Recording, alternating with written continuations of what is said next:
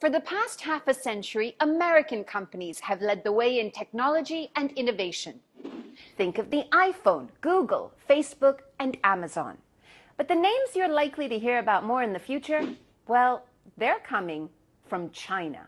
It's now home to some of the most technologically advanced and innovative companies in the world: Alibaba, Baidu, and Tencent.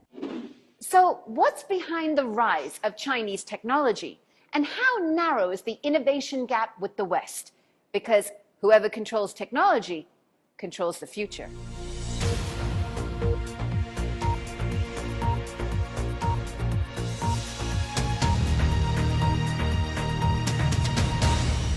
Welcome to Talking Business Asia. What do you think of when you hear the word technology, or artificial intelligence, or augmented reality? You're probably thinking about the future, and for the last several years, it's the US that's led that race. But there's a new player in town, and that's upsetting the old guards. TikTok. Huawei. We're looking at TikTok. We may be banning TikTok. We may be doing some other things. There are a couple of options. To understand why the US and China are clashing, you've got to understand what's at stake. And that's who dominates over 5G technology, which will be the backbone of our autonomous future. Every G changed our lives in small but significant ways. It's all down to the speed in which you can access the net. In the old days of 3G networks, it could take as long as 5 minutes to download a simple picture. But today, the speed of 4G means you can watch movies online and make video calls on your smartphone. Hey, Derek. 4G is what most of us have on our phones these days, and this technology is largely controlled by Western corporations. But 5G? That's at least 10 times faster than what we have. And the Chinese are ahead in the 5G race. Their technology is thought to be faster, cheaper, and at least a year ahead of the competition. 5G connects and controls everything in entire cities. Think driverless cars to traffic signals, and even to remote surgeries. The list goes on. It's able to do this because it can carry and collect huge amounts of data. And that's what the US is worried about. This is exactly what China wants. They want to divide Western alliances through bits and bytes, not bullets and bombs. Washington says the data goes into the hands of the Chinese Communist Party. But Beijing says this whole fight isn't about national security at all. Rather, America's just jealous of China's tech supremacy. So, in the race for control of the future, will the two emerge as competitors or collaborators? My guest, the former Google CEO Eric Schmidt, who's currently chair of the U.S. Department of Defense's Defense Innovation Advisory Board, has warned that it's already too late. China has soared well ahead of the U.S. in key technologies like AI, and he says the U.S. needs to claw back that territory right away. Dr. Schmidt, good to see you. How narrow is the innovation gap between the U.S. and China right now in key technologies like AI? We believe that the United States remains somewhat ahead of China, that China is investing very heavily in artificial intelligence for both good commercial reasons as well as national security reasons. Has the U.S. dropped the ball on technological innovation? For my whole life, the United States has been the unquestioned leader of R&D, and it did so with significant research and development funding, 2% or so of the GDP of the country. Recently, the funding in research and development in the United States has fallen to a low. So it looks to me like America has dropped the ball in funding for basic research, and the other countries, including China, are beginning to make up that gap. Where do you think that gap between the United States and China will narrow? In what technological areas and by when? I would expect significant advances from Chinese research, Chinese companies. We also understand the Chinese model is somewhat different from the Western model. China has brutal internal competition. Once there's a strong winner and a clear winner in a network-based model, China becomes all about that company and becomes a strong proponent of that company globally. That model has worked well for a number of businesses, including Huawei and TikTok, for example, and I would expect it to work for more. You mentioned TikTok and Huawei, but now the United States is considering banning these companies.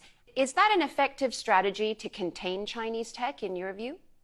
I think the most interesting question to ask is what happens after such a ban is put in place by a country. In the case of the White House, it's made it very difficult for Huawei to purchase chips from American manufacturers and using American financing. The result, of course, will be that China will be even more likely to invest in its own domestic chip manufacturing. Similarly, with TikTok, there's an argument that that the United States should have data sovereignty, and that the data that is in TikTok should be in U.S. firms and U.S. hands. That will accelerate the arguments in favor of data sovereignty for many countries. What is the risk of China leaping ahead of the United States? Why is the U.S. so worried? Well, today in the United States, the 5 most valuable companies on our stock exchange are also technology companies. And the United States has benefited enormously by the creation of the internet and by being the inventor of much of the software and hardware platforms that people use worldwide. We benefit in many ways. We also benefit because the values that the West cares about tend to seep into other countries that might not have the same values. It's possible that you could see larger businesses come out of China, and therefore they could get a hold earlier and become global faster. How much of this is less about national security, in your view, the way the U.S. government says it is, and more about the U.S.'s own insecurity as China grows in economic wealth?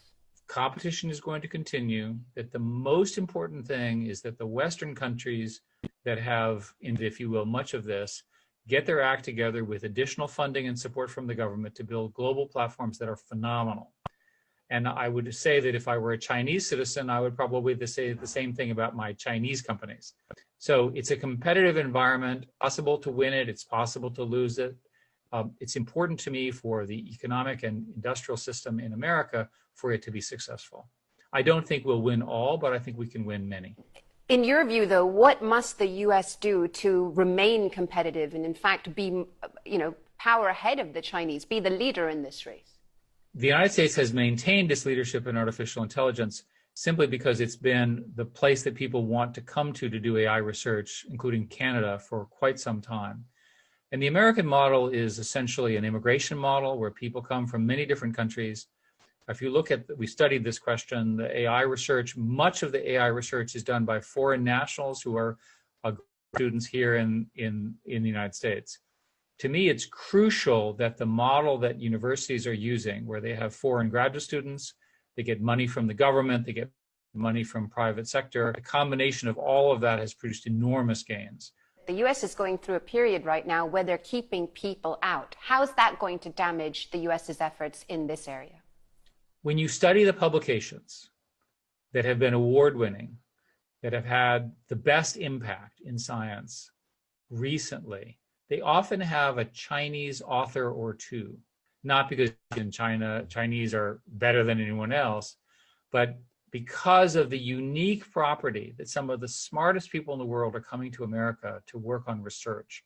And that model has brought us the success we have today. This high skills immigration is crucial to American competitiveness, global competitiveness, building these new companies and so forth.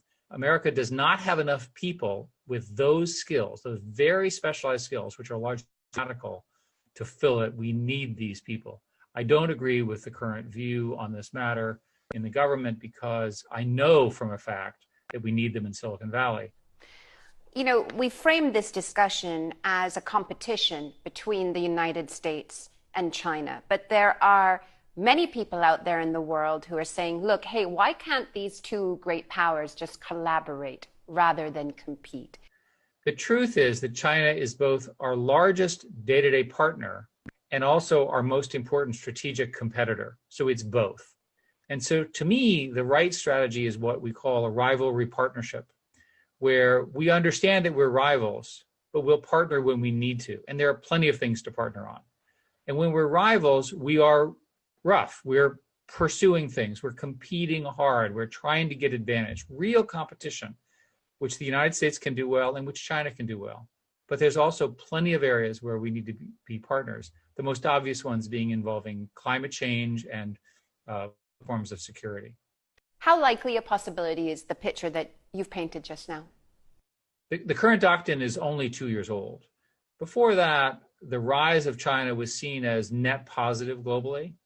And now with a change in leadership in China, a change in tone in China, the rise of nationalism in the West, all the various issues that we're all very well aware of, you see a different tone. But the fundamental point remains that we need to be able to collaborate with China while we also are competing with them. Eric Schmidt, the former Google CEO there.